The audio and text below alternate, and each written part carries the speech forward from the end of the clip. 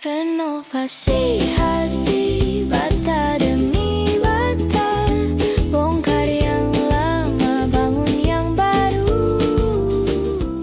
Kafe Ngopi, pukul 15.40. Senja Sabtu yang lengang.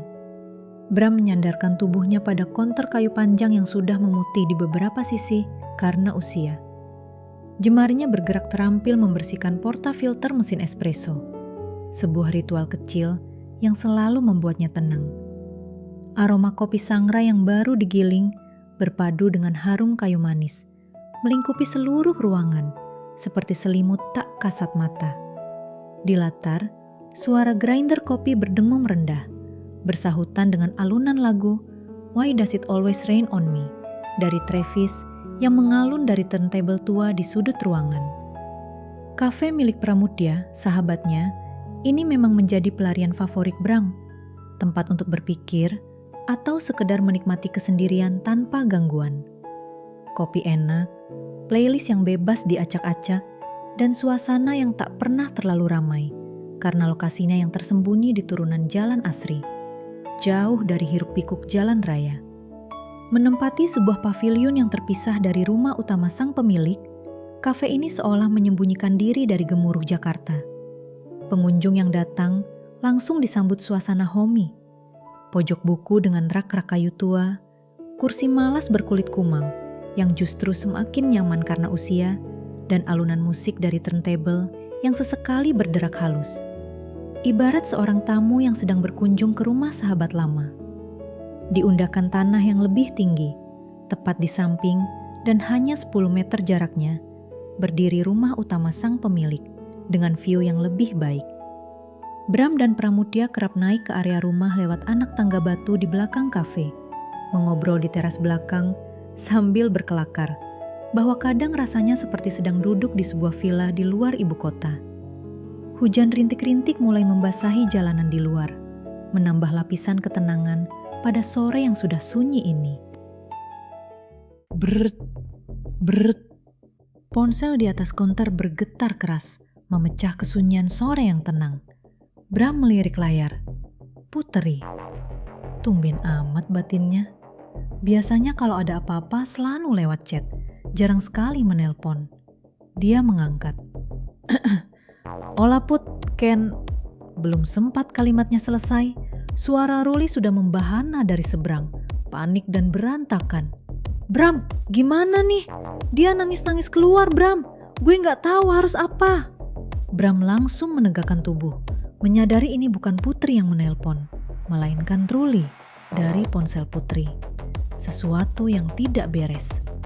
Wow, slow down. Ruli? Tanyanya sambil meletakkan gooseneck kettle perak ke atas konter. Kini siaga penuh. Bukan gue yang nangis, Bram. Iya, gue tahu. Maksud gue, anyway.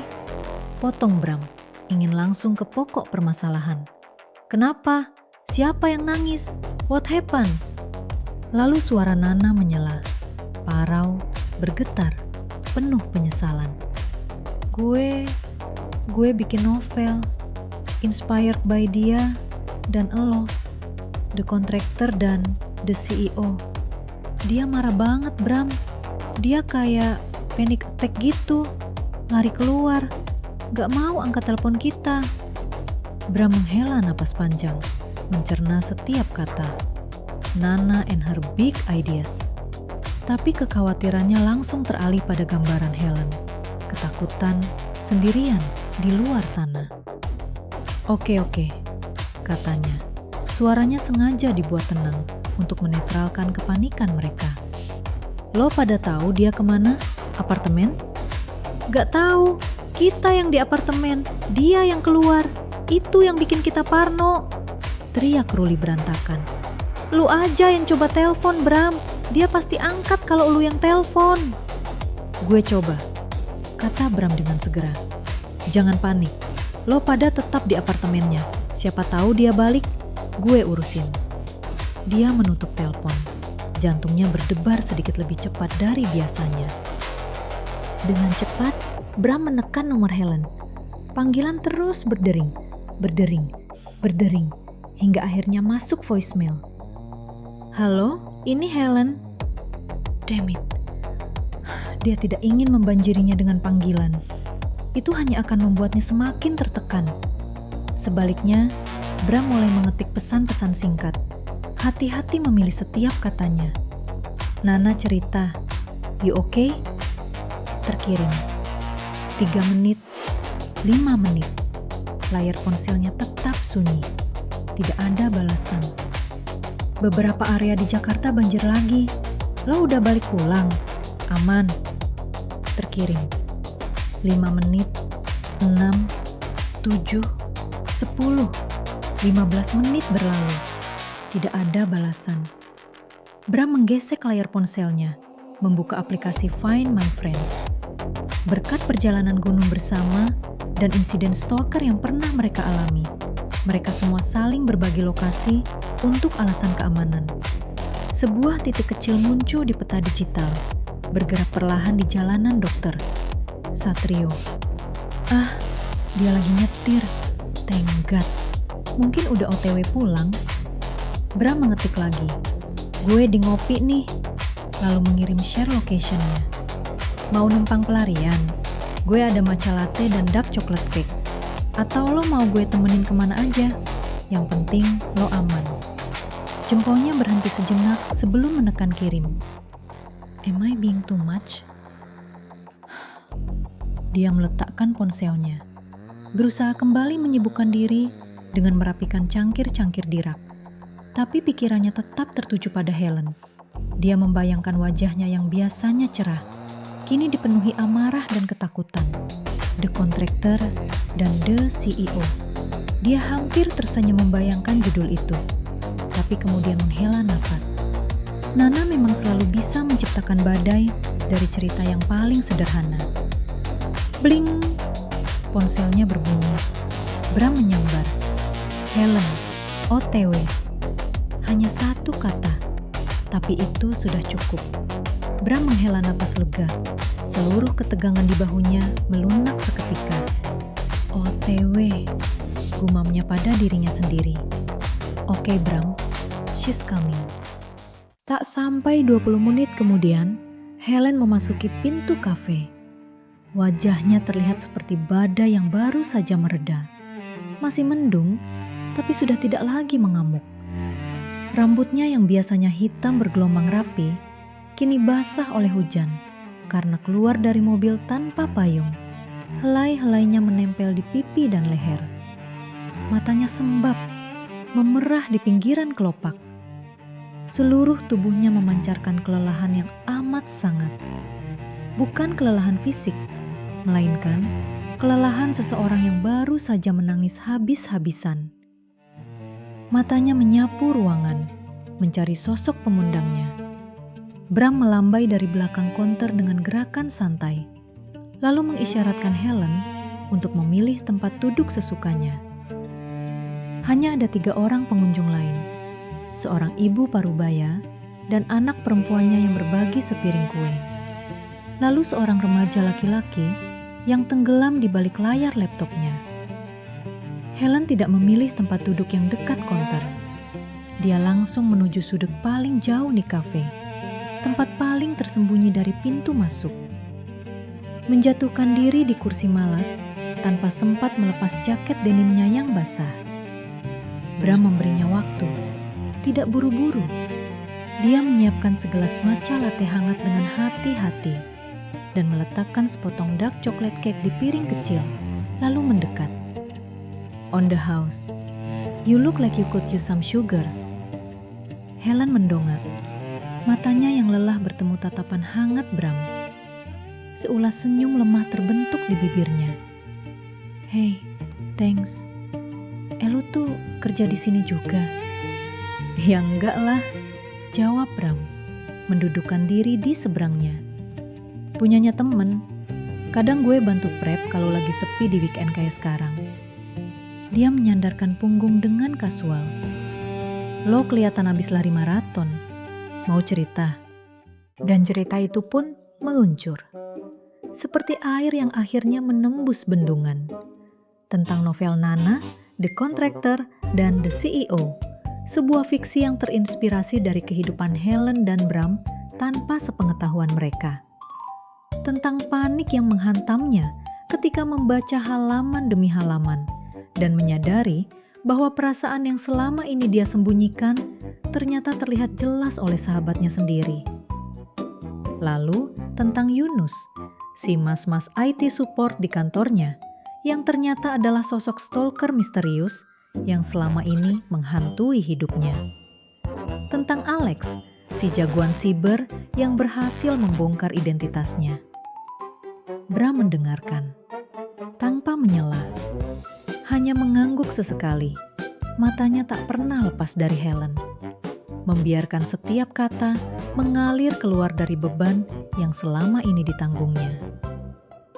Jadi selama ini yang stalk lo adalah fanboy tingkat akut. Simpulnya setelah Helen selesai, nada suaranya datar, tapi ada kilat geli di matanya. Helen mengangguk, wajahnya memerah. Dan lo marah ke Nana karena dia nulis versi fiksi dari kita.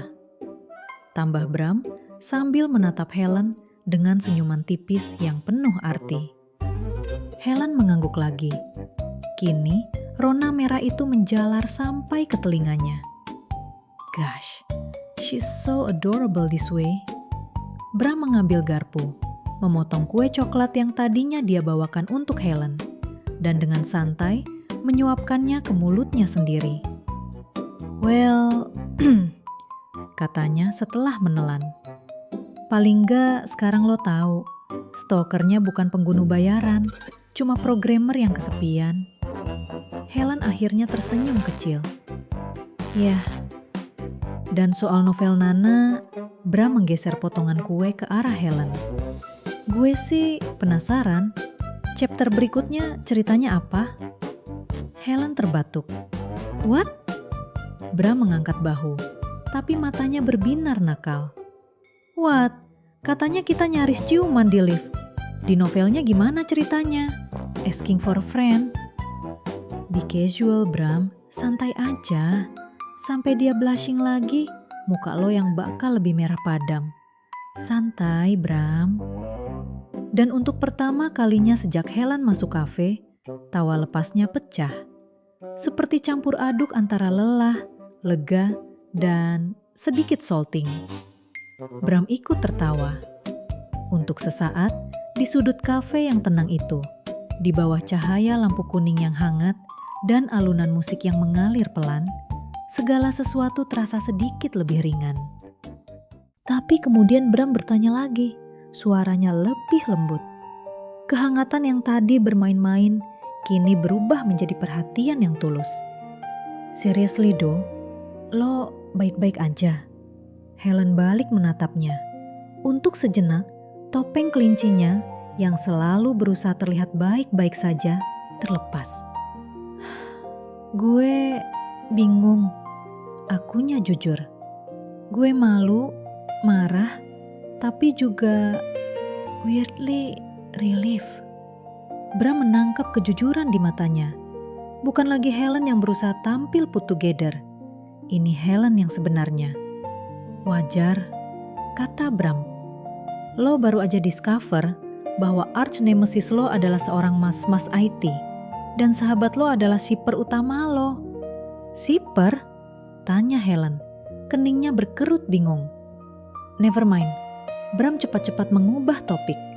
Cemas, nanti gantian dia yang terlihat salting. Yang penting, lo harus inget kalau semua badai pasti berlalu, Hel. Blar! Suara petir menggelegar memekakkan telinga, memotong ucapan Bram seperti tangan raksasa yang menampar langit. Seketika, lampu-lampu di kafe kedap-kedip. Sekali, dua kali, lalu mati total. Kegelapan menelan seluruh ruangan. Kesunyian yang menakutkan melingkupi mereka, hanya dipecah oleh suara hujan yang kini menghantam atap dengan keganasan yang baru. Satu-satunya penerang adalah cahaya abu-abu suram dari jendela-jendela besar, di mana air hujan mengalir deras bagai tirai yang tak terputus. Wah, kenapa ini? Teriak si ibu pengunjung merangkul anak perempuannya.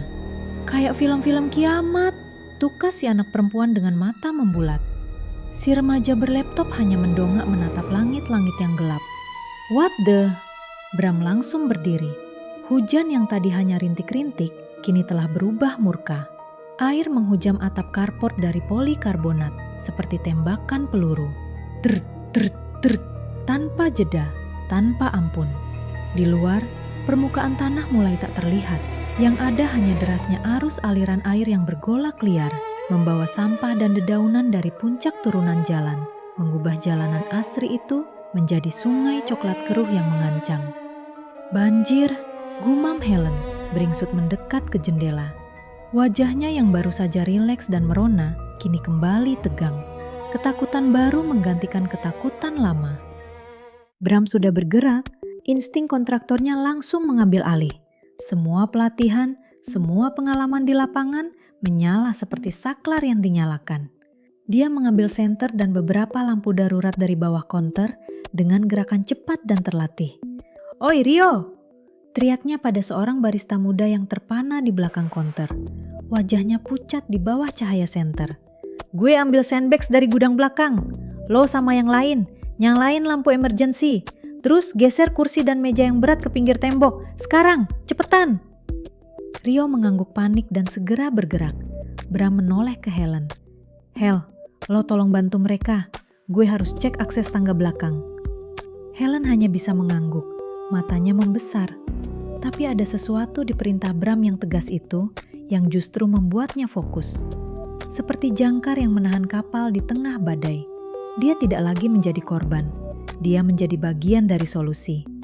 Helen berbalik, berusaha menenangkan para pengunjung lain dengan suara yang lebih stabil dari yang dia rasakan. Lalu mulai mendorong sebuah meja berat bersama Rio. Pikirannya yang analitis, pikiran seorang produk developer yang terbiasa memecahkan masalah, langsung bekerja. "Rio, kita butuh lebih banyak handuk dan kain untuk menahan air yang masuk dari celah-celah. Konblok yang jadi tatakan pot itu bawa juga ke sini. Kita bisa pakai buat penahan sementara." Sementara itu, Bram menerobos kegelapan menuju gudang belakang. Suara gemuruh air dan hujan semakin keras, menulikan segalanya. Saat dia membuka pintu belakang, sebuah gelombang air langsung menyergap masuk, menyapu kakinya hingga lutut. Air keruh yang dingin menusuk tulang. Shit! Dia mendorong pintu dengan susah payah, melawan tekanan air dan mengunci kembali. Akses ke tangga belakang sudah terputus. Mereka terjebak, padahal hanya tangga ini yang dilengkapi pegangan tangan. Bram kembali ke area utama. Helen dan para staf sudah berhasil memblokir pintu utama dengan konblok dan kain apapun yang bisa mereka kumpulkan. Tapi air masih merembes dari bawah pintu dengan keras kepala, membentuk genangan yang semakin luas di lantai kayu. Setiap kali ada mobil yang melaju menerjang banjir di luar, lebih banyak lagi air yang masuk bagai ombak ke area kafe. Kuat, kotor, dan dingin. "Pintu belakang?" tanya Helen. Bram menggeleng. Wajahnya serius di bawah cahaya lampu darurat yang remang. "Udah kebanjiran. Kita terjebak di sini." Mata mereka bertemu. Di luar, suara sirine ambulan dan mobil polisi terdengar sayup-sayup, tenggelam dalam deru hujan dan banjir. Rasa lelah, marah, dan malu yang tadi memenuhi ruangan seakan tersapu oleh air bah yang sekarang mengancam.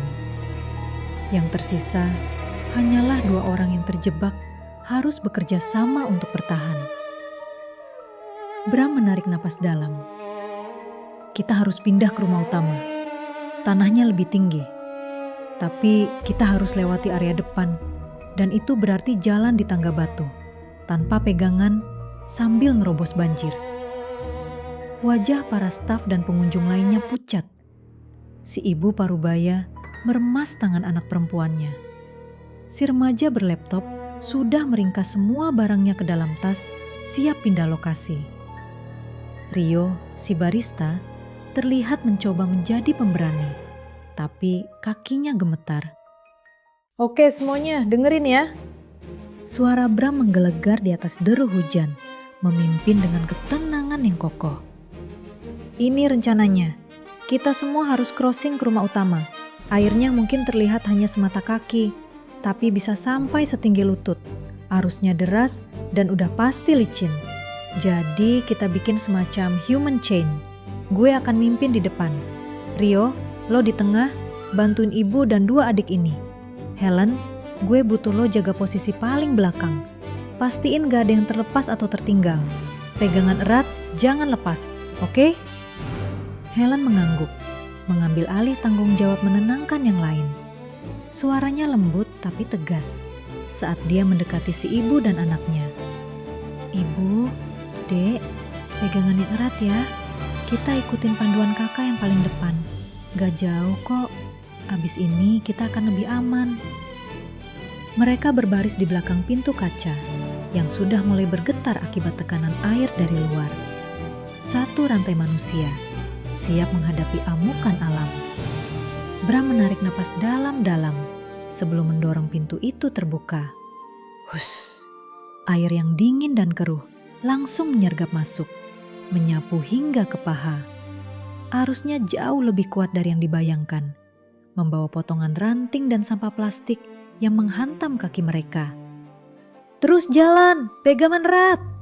Teriak Bram, menerobos arus menuju tangga pendek batu yang menuju teras rumah utama. Jaraknya hanya 10 meter, tapi terasa seperti 1 kilometer. Satu persatu mereka bergerak. Bram dengan tubuhnya yang kekar menjadi jangkar yang solid di depan rantai. Rio membantu si ibu dan anak perempuannya. Lengannya melingkupi mereka. Helen di posisi terakhir memastikan tidak ada yang tertinggal. Tangannya erat memegangi si remaja yang ternyata sama takutnya dengan sang ibu dan anak perempuannya. Tiba-tiba sang ibu terpeleset. "Ah!" teriaknya. Kakinya tergelincir di batu yang licin dan dia terlepas dari genggaman Bram. Tubuhnya oleng ke samping, hampir menarik sang anak jatuh bersamanya ke dalam arus. "Got you!" Helen bereaksi dengan cepat. Tangannya menangkap punggung sang ibu dan menahannya dengan kekuatan yang dia sendiri tidak tahu dia miliki. Sementara tangan lainnya masih mencengkeram rantai manusia. Untuk sesaat, dia oleng.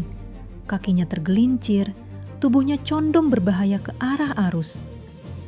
Bram merasakan tarikan di rantai, kekuatan arus yang mencoba merampas mereka. Sekilas, dia melihat Helen di belakang. Tubuhnya hampir terjatuh. "Helen!" Bram berteriak. Dadanya sesak, jantungnya berhenti sedetik. Sedetik kemudian, Helen mampu mengatasi situasi. Rio memegang anak perempuan sang ibu. Si remaja di belakang juga tak melonggarkan pegangannya pada pinggang Rio. Semua aman. "We're okay, jalan terus Bram!" lapor Helen. Suaranya tegas meski napasnya tersengal-sengal. Dia kini melepaskan diri dari rantai manusia untuk menuntun si ibu secara terpisah. Beberapa menit kemudian, Bram sudah berada di teras yang lebih tinggi. Dia menuntun si anak perempuan ke atas, lalu mengalihkan tongkat komando ke Rio. "Jagain mereka." Dan tanpa ragu, dia menerjang kembali ke bawah, melawan arus, menuju posisi Helen dan si ibu. Dengan satu tangan, dia ikut memapah sang ibu, meringankan beban Helen. "Gue di sini. Ayo, kita naik." Dengan kekuatan gabungan, keduanya memandu sang ibu ke lantai teras. Saat kaki mereka menginjak permukaan batu teras yang solid, Helen dan Bram nyaris terpeleset sepenuhnya. Kaki mereka tergelincir di lumpur yang melapisi anak tangga terakhir. Untung saja, secara refleks, mereka saling berpegangan erat. Tangan Helen mencengkeram lengan Bram, dan tangan Bram menahan pinggangnya. Mata mereka bertemu.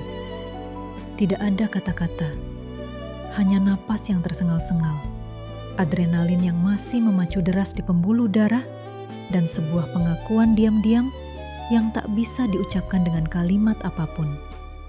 Bahwa mereka baru saja menyelamatkan satu sama lain. Dengan susah payah karena derasnya aliran air bercampur lumpur, mereka akhirnya masuk ke dalam rumah utama. Bram segera mengunci pintu, memisahkan mereka dari amukan banjir di luar. Semua orang basah kuyup, menggigil, kelelahan, tapi selamat. Beberapa jam kemudian, hujan mulai mereda. Bunyi derunya yang tadi begitu menakutkan perlahan berubah menjadi rintik-rintik yang tenang, seperti napas seseorang yang akhirnya tertidur setelah menangis. Dari jendela rumah utama, mereka bisa melihat arus air yang tadinya begitu deras dan ganas perlahan-lahan surut, meninggalkan lumpur dan kehancuran di permukaannya. Bahaya terbesar telah berlalu. "Kuningan banjir, Mas," ucap Rio yang setelah kondisi reda mengecek berita dari live streaming di ponselnya. "Mobil bisa lewat, tapi genangan di Rasuna Said udah setengah ban mobil. Sudirman sih kayaknya aman, cuman macet banget pasti. Syukurlah ada taksi online yang berkenan menjemput si ibu dan anaknya. Si remaja berlaptop juga akhirnya dijemput kakak lelakinya, siap menerobos sisa banjir dengan motor bebek mereka. "Yo, tolong kabarin Tian soal banjir ini ya," pinta Bram pada Rio. "Bilang aja ntar gue bantu perbaikan banjirnya." Bagi Bram saat ini, ada hal yang lebih penting. Setelah seharian kayak gitu, now this. "Oh, Helen, I'm so sorry." Batinnya terasa melo. Seakan-akan dia gagal menciptakan akhir hari yang lebih baik untuk Helen. Padahal dia yang mengundangnya kemari. Helen berdiri di teras, memandangi pemandangan yang berantakan. Aliran air semata kaki masih terus mengalir turun dari dataran yang lebih tinggi, membawa serpihan daun dan lumpur. Mobil listrik Helen terendam setengah ban di bawah sana, di area parkir kafe. Tapi yang lebih parah, angin puting beliung pengiring hujan telah melemparkan patahan dahan pohon besar ke atas atap mobilnya. Penyok dan apes. "Gue rasa lo gak akan bisa nyetir itu pulang malam ini," kata Bram, memecah keheningan saat berdiri di sampingnya. Helen memandang mobilnya yang lalang, lalu menoleh ke Bram. Wajahnya lelah, tapi ada senyum kecil yang mengalah. Senyum seseorang yang sudah kehabisan energi untuk mengeluh. "Gue nebeng lo ya. Katanya lo mau temenin kemana aja." Bram menyeringai. Tangannya merogoh saku celana yang masih basah dan mengeluarkan kunci motor. Motor trail TS 250 vintage miliknya, yang beruntung diparkir di tempat yang lebih tinggi, selamat dari banjir. "Well," jawab Bram sambil menoleh ke arah barista mudanya. "Yo, lo ada helm gak? Pinjem dong buat Helen." Rio bengong sejenak, mengangguk perlahan, lalu masuk ke belakang. Tak lama dia keluar membawa sebuah helm pink terang menyala, gondreng, dengan dua kuping kelinci panjang yang tegak berdiri di atasnya. "Yo, yang bener dong, masap helmnya gini." "Punya cewek gue bang, gue salah ambil tadi. Dia emang sukanya pink sama kelinci, tapi wangi kok bang," jawab Rio dengan tampang memelas tapi serius. "Salah ambil atau emang dasarnya lo suka?" selidik Bram. "Iya sih bang, kadang emang sengaja gue pakai. Soalnya wanginya kan nempel, buat obat kangen bang," aku Rio sambil senyum tersipu. "Maaf ya mbak, adanya helm kayak gini," lanjutnya sambil menyerahkan helm ajaib itu ke Helen. "Gak apa-apa yo, yang penting wangi kan," jawab Helen dengan muka geli. "Well, selamat datang di angkutan umum pribadi milik Bram." Tarifnya 1 potong kue coklat. Untuk pertama kalinya hari itu, tawa Helen terdengar ringan dan tulus. "Deal." Tapi saat Bram menyalakan mesin motor dan Helen bersiap membonceng, dia melihat layar ponsel Helen menyala. Sebuah pesan masuk. dari Nana. "Len, please balik rumah. Kita perlu bicara. Gue minta maaf, seriously." Bram melihat Helen memandangi pesan itu. Senyumnya pudar, seperti matahari yang baru muncul sejenak, lalu tertutup mendung kembali. "Ah, Nana, kenapa harus maksa sih?" Batin Bram bergolak. "Nana, masih aja lo keras kepala. Gak seharusnya lo full throttle kayak gini. Gak semua masalah harus selesai menurut waktu lo." Baru juga mulai tenang. Tanpa bicara apa-apa, Helen memakai helm kelinci pink itu. Pemandangan yang di saat lain pasti akan membuatnya tertawa. Lalu membalas pesan itu dengan cepat. "Helen, OTW." Bram menghela napas panjang. Pikiran dan perasaannya campur aduk. Naluri protektifnya meningkat lebih dari biasanya. Sekarang dia sampai di titik di mana dia tak ingin ketenangan Helen diusik lagi. "Just when I thought everything was going well for the day," kata Helen pada Bram sambil mengencangkan tali helm. "Bram, boleh anterin gue ke apartemen ya?" "Oke," jawab Bram cepat. "Tapi jangan bengong ya di jalan, bahaya." Tanpa banyak pikir, dia meraih tangan Helen di belakang dan menaruhnya di pinggangnya. "Pegangan sama gue." Rasa salting tadi sore sudah berubah. Saat itu, Bram merasa bahwa menemani Helen adalah hal yang alamiah. Bukan lagi sesuatu yang harus dipikirkan, melainkan sesuatu yang harus dia lakukan. Motor maju perlahan tepat saat azan dari masjid dekat kafe berkumandang. Suaranya mengalun menembus udara malam yang basah dan dingin. Mereka menembus kegelapan, menerobos genangan air yang masih tersisa di jalanan Jakarta yang lengang. Perlahan, Bram menyadari tubuh Helen menempel begitu rapat ke punggungnya. Bukan sekedar pegangan, Helen memeluknya.